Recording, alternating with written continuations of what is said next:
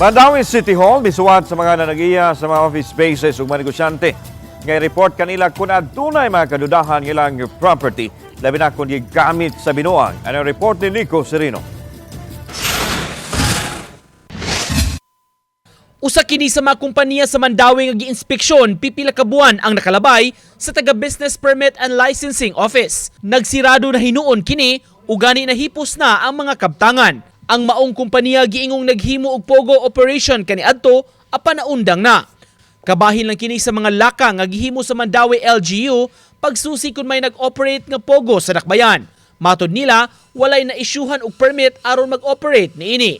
Retired naman to, nag-close na gid sila sa December. Katong dire sa usapod nga nahibalan dire sa Fortuna kay kanang atop na pud tong gi-cancel ang ilahang permit.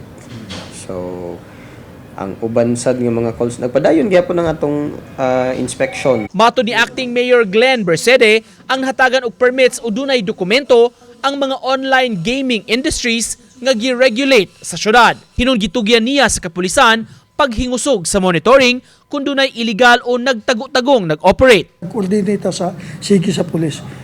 Tatanan ng mga area nga tan-aw na ay mga games mga yan ha. Surveillance sa pulis na to.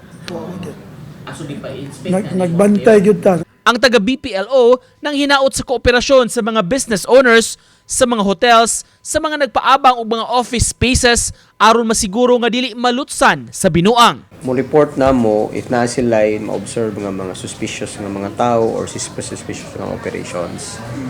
Kay kaning mga operations di man gyud ni sila matago man gyud ni sila. So unless there are people that would report. Uban ni Philip Patricio, Nico Sereno,